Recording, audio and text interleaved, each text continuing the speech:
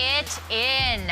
We are moments away from the culmination of Beat Dallas Week as the Eagles look to take down their division rival with the whole world watching in prime time on Monday night. It's the Eagles and the Cowboys. It does not get better than this, and we are going to try to contain ourselves for 30 more minutes as we get you ready for this one here on the Kickoff Show presented by Axalta. A lot of excitement in the air. As always, Amy Campbell joined by Fran Duffy. So glad to have you with us. Fran, every game is important, every game is exciting, but there is always a little something extra when it is the Eagles and the Cowboys. When the schedule comes out in the spring, the date that everybody looks for, when do the Eagles play the Cowboys? When is that first game? Well, it's tonight. We're finally here. Yeah, not only is it a rivalry, not only is it a division rivalry, it is a Monday night prime time matchup here at Jerry World. A lot on the line for both of these teams.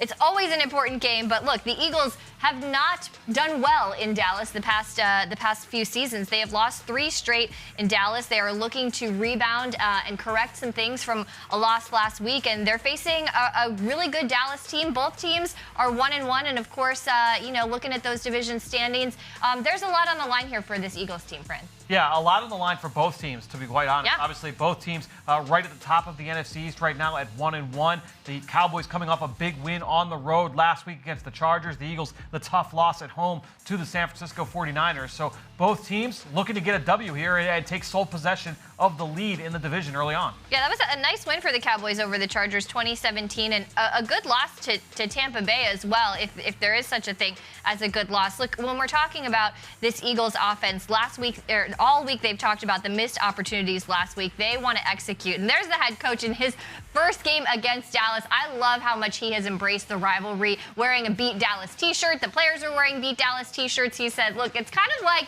a college game. It's fun that there's this rivalry going on here, and I love that they're embracing it. Let's talk about Jalen Hurts and what we're going to learn about him tonight as he looks to rebound from last week's performance. He's been really solid this season, but again, it was the execution in the red zone that really cost this offense last week.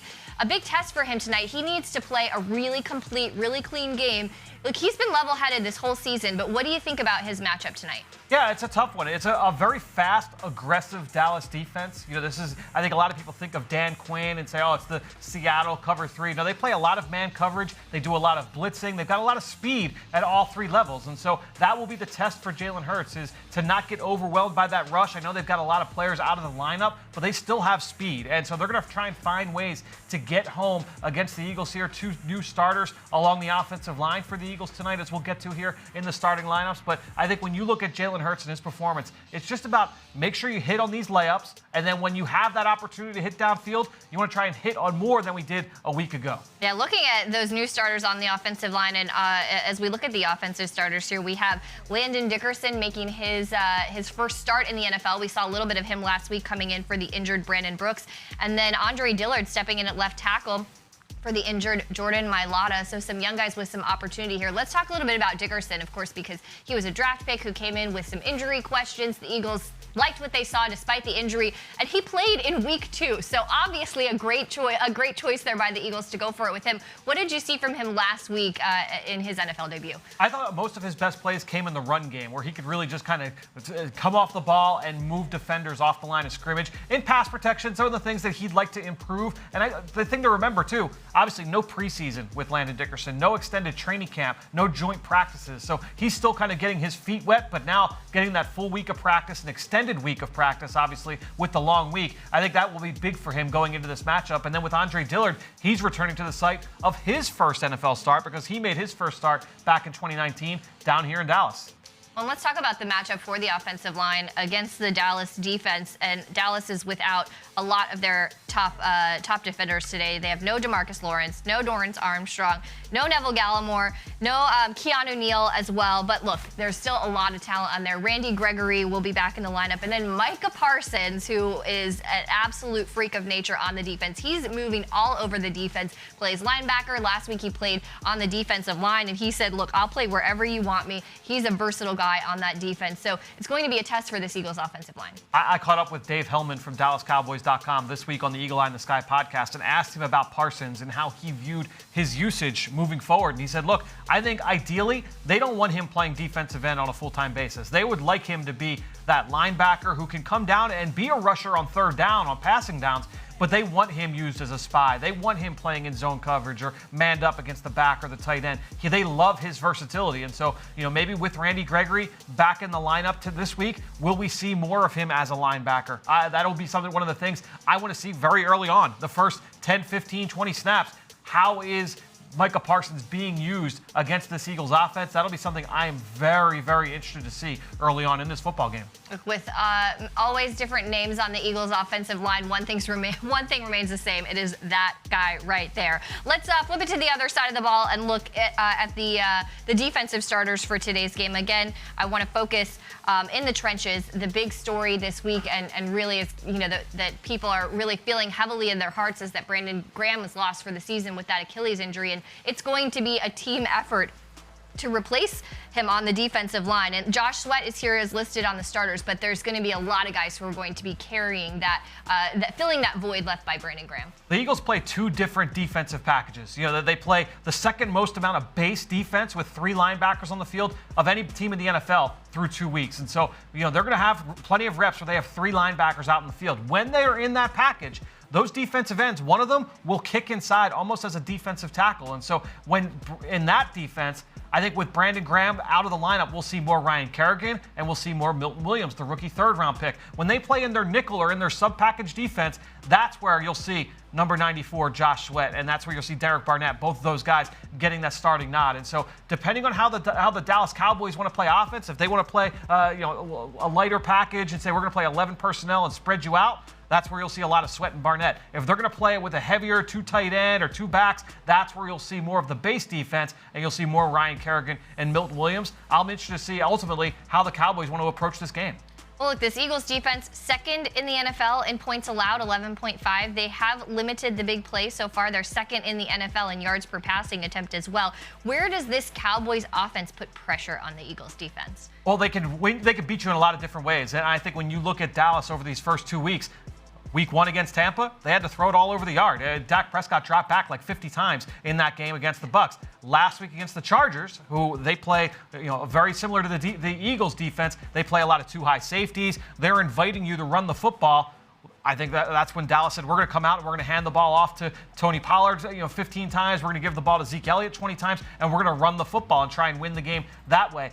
This week, I think that'll be interesting to see what they decide to do. The key is with this Eagles defense, you mentioned it, they don't give up the big play. They don't allow teams to try and throw down the field. Through 2 games, Amy, 3 pass attempts have traveled 15 yards or more downfield. Attempts, not completions. They deter teams from throwing down the field. So if Dallas is unable to create those big plays, can they stay patient? San Francisco last week, 4 drives to start the game, 4 punts. They kept chugging away. They kept plugging away. We're going to run the ball. We're going to stay patient. At some point in this game, will Dallas feel like, we're getting tired of trying to, matriculate the football down the field. We're going to try and take a deep shot. We're going to go play action, shot play. Now does the defensive line get home? Can the secondary capitalize on an errant throw? That's where those turnovers happen when the offense starts to press. And so it'll be a game of patience here for this Cowboys offense. I'm very interested to see how they respond to what has been a really, really impressive Eagles defense through 2 weeks. Well, and look, they talked about it this week. The Eagles defense hasn't gotten any of those takeaways yet. They are expecting it to come. Maybe tonight's the night, like you said, when the pressure's on the offense like that. Let's talk about some of the weapons here on offense for the Eagles and the matchups. One matchup I am very excited to see tonight is 2 former Alabama guys, 2 young players in the NFL, Devontae Smith and his former teammate Trayvon Diggs, who is really a difference maker on the back end for the Dallas Cowboys. What do you think about that matchup? 2 games in, Trayvon Diggs has 2 picks, and the interception he had last week against the Chargers happened on the opening drive. It was against Keenan Allen, one of the best route runners in the NFL, a guy that you would say, like, hey, Devontae Smith can turn into a Keenan Allen type of receiver. And so Trayvon Diggs, he's going to try and win with length and physicality. He's got great ball skills, and he's got instincts. You can run by him. He doesn't have the best speed in the world. He's not going to win every race, but you can make up for that when you've got the length and the instincts and the toughness that he has. And so that will be a big test. We'll talk about what the Eagles can do to mitigate that later on, but that is certainly one of the big matchups to watch for certain in this game. Another big one, too. Yeah. I think when you look at the Eagles' tight ends, Dallas Goedert and Zach Ertz, Jaron Kearse has been a playmaking safety and linebacker. They've lined him up all over the place defensively here for the Cowboys. They signed him this offseason, and he has been a big part of what they've done. He's been a matchup guy for them. Without Keanu Neal in the lineup, I think we'll see a lot of Jaron Kearse. Look out for number 27 here in this matchup. Yeah, I was just leading into that matchup with the tight ends and possibly putting some pressure on the Cowboys linebacker group. Look, you mentioned they're without Keanu Neal. They have Micah Parsons. We don't know where we're going to see him. Then, of course, the linebacking core led by Jalen Smith, who is one of the better linebackers in the NFL. Do you think this is a vulnerable group today? I think when you look at those Dallas linebackers, I mean, they were the two linebackers when they were one of the worst defenses in the league last year, right? And I think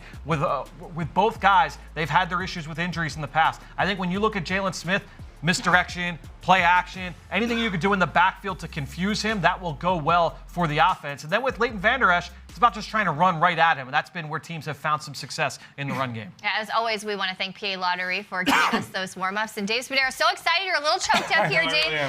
We are so excited to have you in studio, the Eagles Insider. This is a big game for the Eagles, an early NFC East matchup. How much of a litmus test is this for this team in this division? I think it's really important. I mean, when you are around the building here, you see what, Coach Nick has done. And for him, it's about the NFC East. And down by the locker room, there's a video playing with all these great NFC East moments for the Eagles. Obviously, the Beat Dallas T-shirts. Winning in the division is critical. And we have seen this week where Washington has lost. The New York Giants are 0-3. They are looking terrible. So, yeah, I mean, look, it's a 17-game schedule, so there's a long way to go. But I think it's a really important game for the Eagles to see where they are in the division against a Cowboys team that believes it is the best in the NFC East. And anytime you have it where it's an NFC East battle, Eagles-Cowboys, you don't have to dig deep for those storylines. But for you, what is the biggest storyline in this game? Look, it is, you guys have talked about Jalen and Dak. It's the quarterbacks on center stage, both of whom are off to very good starts. Prescott, his first home game tonight, coming back from that big injury that he had last year. He's throwing the ball well down the field. He's been patient. He's been strong in the pocket. He's got 2 turnovers. But he feels really good about where he is. Now, Jalen Hurts has had a strong start. No turnovers. He's got command of the offense. He's been able to run when it's been there. Disappointing last week, no question about it, with the ability to put the ball in the end zone. But we take a look here at the way that these two have started the season. Those are gaudy numbers for both quarterbacks. Now, we'll talk about it a little bit later. I would like to see Jalen attack the middle of the field a bit more, get the ball, push the ball down the field a bit more, maybe, hang in the pocket a bit, and that'll be interesting to watch tonight. But those two quarterbacks are my storyline. And I always believe that the best quarterback on the field wins the game. Yeah, I think a lot to overcome for the Eagles in a hostile road environment with Dak Prescott's first game back at home from that injury. And look, like you said, we saw those numbers. He's been pretty impressive so far this season, and a guy that you have to account for in the run game as well. So a lot to watch there. For you, what is this one all coming down to for the Eagles? I like explosive plays. I believe that you win with chunk plays in the NFL. Week 1, the Eagles had 5 plays of 20-plus yards, 4 of them in the pass game.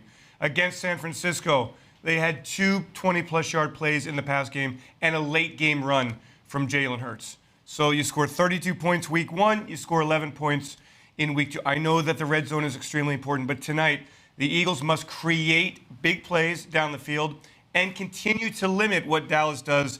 I think it's a tough matchup going against those wide receivers, but the Eagles' defense has been so good holding teams down. The one big chunk play last week from the San Francisco 49ers, the 40-yard catch and run, Deebo Samuel, leads to a touchdown. That's how you score in the league, Fran. And I think, to me, that is what I'm looking at tonight. Of all of the myriad numbers we're going to look at, who's got the most explosive plays? Yeah, and I think we talked a little bit about the matchup earlier, right? Is Devontae Smith going up against Trayvon Diggs, and that's a man-to-man matchup again in a man-to-man defense. The Cowboys, as I said earlier, play a lot of man-to-man. So in this game, the Eagles have to be able to beat man coverage. If you go back to Devontae Smith's touchdown in Week 1, that was a great man-beating concept where Zach Ertz works inside and Devontae Smith works around him, picks off that defender, right? That's a great way to beat man-to-man coverage. The Eagles have to find ways to do that. They were very aggressive aggressive down the field against San Francisco last week. Couldn't hook up on enough of those opportunities, right? You had the penalty by Jalen Reagor, some underthrows or some misfires from Jalen Hurts. You've got to capitalize on more of those opportunities when they come in this game, Dave. And you mentioned physicality. This is not the biggest group of Eagles wide receivers. And last week against the Niners, who didn't have starting cornerbacks, but they had an experienced one in Josh Norman, they kind of were physical with the Eagles, and it worked to a degree. So I want to see what kind of adjustments, to your point, Devontae Smith makes after watching the film last week and seeing how the Niners, as I talked to Mike Quick earlier in the week, how they kind of boxed him out. See, make sure that doesn't happen tonight. Yeah, I think that is one of the best matchups we are going to see tonight, is that matchup on the back end of Smith and Diggs. And for me, what I'm looking at when I'm looking at this game, I'm looking at containing the formidable Dallas run game. And look, this is a run game that is league-wide known as being scary and dangerous with Ezekiel Elliott, who has historically been fantastic against the Eagles. And look, he hasn't even been the most productive runner on this team. Tony Pollard is the one who produced more rushing yards so far this season. In Dallas's loss against Tampa Bay, they only had 60 yards rushing, 0 touchdowns against the Chargers. That was a win. They had almost 200 yards rushing. So I'm looking at containing those two guys in the rushing game, but also in the passing game as well. And everybody's talked about Brandon Graham, the loss of Brandon Graham, and what it means in the pass game and getting to the quarterback. Well, it also means a lot in the run game because he sets a great edge. He's great in the backfield. He's very physical against the run. Josh Sweat gets the start. Fran, we're going to find out a lot about Josh Sweat, obviously, but replacing Brandon Graham is not just about getting to the quarterback. It's against the run where he also excels. And like you said earlier, it is a litmus test for this Eagles defense going up against Dallas. They're going to be threatened at all 3 levels here of the field. Yeah, stakes cannot be higher. Monday night, everybody's watching. Very exciting. Dave, thanks for joining us in studio. Go Birds. I'm feeling the energy. Of course, plenty of good matchups to watch in this one, so we will send it over to Mike Quick and Merrill Reese to hear about the players they'll have their eyes on in tonight's matchup. Amy, Eagles and the Cowboys, what else do you have to say? Mike, who is your player to watch? It's going to be Andre Dillard. When you look at the left side of that offensive line, the blind side of the quarterback, you have to be concerned about that. He's plugging in for Jordan Mailata. The Cowboys, very strong off the edges. The blind side of the quarterback, Andre Dillard. You could say Landon Dickerson, who is playing over on the other side since Brandon Brooks is out. But on the other hand, let's look at the defense where Brandon Graham is out for the season. A big job tonight is going to be performed by number 94, Josh Sweat. Okay, Amy, back to you. The Philadelphia Eagles and Axalta Coding Systems have built a roster of all-pro teachers. Go to philadelphiaeagles.com/Axalta All-Pro Teachers to view this year's list of outstanding recipients. And Eagles fans, score official NFL gear every week just by drinking Pepsi. Purchase Eagles Pepsi bottles or packs, scan the code to start building points, and redeem them for Eagles gear or a shot at the grand prize every single week. Visit madeforeagleswatching.com for rules and to enter. It is so exciting when things just start clicking for a player, which is exactly what we're seeing from Javon Hargrave this season. The defensive tackle was a huge free agent acquisition for the Eagles, and last season just didn't go as planned with injuries and learning a new scheme. This season, Hargrave is firing on all cylinders. Here he is with Mike Quick in this week's one-on-one presented by Pontla Hockey. Pleased to be joined by Javon Hargrave. Javon, thanks for joining us. Nah, no problem. Happy to be here. Hey, so last year you had a good season, but this year already in 2 games, you're tearing it up. You're different. What gives? Why the difference in you this year? Like you said, there's a bunch of negative stuff going on with me last year. Came in the season hurt. So for me, I just took it all in and just really focused on myself this offseason and, trying to prepare myself for this season and just really trying to show it this year and show what I got. Now, within the game, is there a difference in what you're asked to do? I know you got up the field a lot last year. Is there more variety now in JG's defense and what you're asked to do? Yeah, sometimes they let us get up the field still on some plays, but really it's the attack. It's just switching defenses, giving different looks for different situations. So you must have had the green light on the first play against the 49ers. You get into the backfield, tackle for a loss. What's your clue there? You are so far ahead of everybody else, so quick off the ball. What was the trigger for you? It was, just one little movement. I think it was the second motion. I seen the second motion go by, and I heard him say hut, and I was off to the races. Well, in that week, it's Dallas week, and a formidable front line from Dallas, Tyron Smith, you get Zach Martin, and all of those guys across the front, one of the better offensive lines in football. Where do you focus your attention when you look at a line that's so stout? You know, to be where you want to be, you got to go against the best. So for me, I'm just trying to be one of the best in the league. So this is one of the milestones I need to knock off to get where I'm trying to reach. So like I said, for this week, it's just more so like trying to beat these boys, like beat them as bad as we can so we can, you know, be the best in the league. So they've got a two-headed backfield with Ezekiel Elliott. He's always been tough, but now Tony Pollard is really bringing it as a change of pace kind of back. Tell me the difficulty when you're facing a team that has two heads in the backfield. I guess it's something like us. There's a defensive lineman. When you got deep defensive line, it's keeping guys fresh. So both of them going to be running pretty hard downhill. So we just got to bring it every play and make sure we stop their momentum before they get going. I know you're going to be missing BG for the rest of the season. And, you know, that guy had a lot to bring. Tackles for losses, sacks, everything. He was one of the leaders. How big is that loss and where does that hurt you? It's just more than just on the field with BG. Yep. Like I said, when I came in last year, I ain't really know nobody. I had got hurt. Somebody like him who done went through that, he was the one in my ear just, you know, encouraging me, just pushing me. Even when I was down on myself, he was the one trying to pick me back up. So I think that's BG for everybody. Like, I think everybody about cry when they see BG get hurt on that game. Yeah. But he the only one smiling, trying to encourage us to keep going. And that just shows what kind of person he is. So I love this interview, especially because he talks about his instincts, right? That play where when Mike Quick asked him, what was your clue? How did you know what to do on that play? And he kind of broke down how he had figured out the cadence of the other side. I love hearing about his instincts. And look, he just seems to be off to a great start this season, continuing to just be on that upward trajectory here in Philadelphia. And I love that, too, because instincts is like this umbrella term that's thrown around, and no one really knows what it means. Yes. You say it, right? So for him to be able to kind of take us behind the scenes of what it was that led to that play. And now when you say like, oh, that guy's got great instincts, look how fast he is off the ball, you have an idea of what he's doing. He's kind of cueing in to the snap count. He's watching the different motions from the offensive line or from the quarterback or maybe the posture of the running back. There are all kinds of things that defensive linemen do.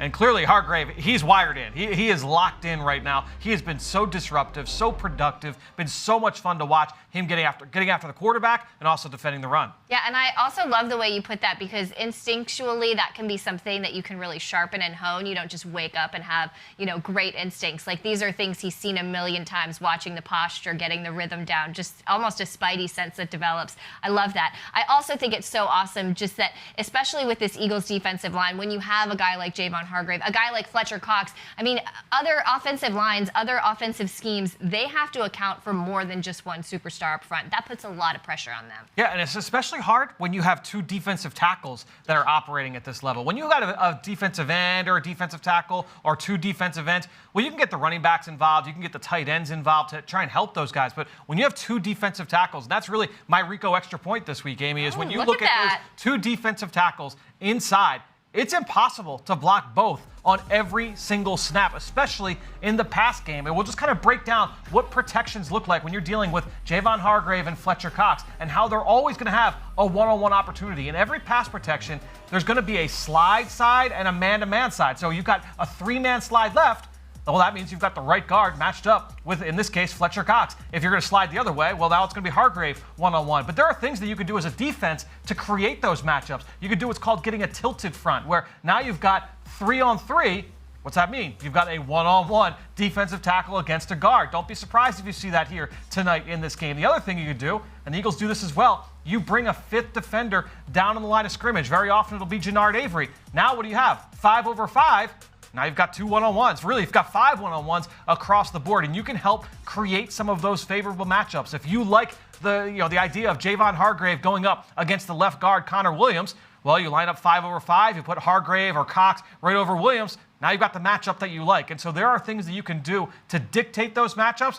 The Eagles, when you've got those two D tackles, you don't necessarily need to dictate because now, like I said, you have to pick your poison as an offense. Which way are you going to slide? And I really like this matchup for the Eagles defensive line against Dallas. Of course, Dallas offensive line. Some superstar names that we know, but they are also not at full strength tonight. Either way, I really like our guys in the trenches on this one. Of course, as always, remember to tune in for the post-game show presented by Rico immediately following the game for instant analysis, press conferences from coaches and players. And for now, it is an NFC East rivalry as bitter as it gets. Monday Night Football, prime time. It is the Eagles and the Cowboys. It does not get better. Enjoy the game, everybody, and fly, Eagles, fly.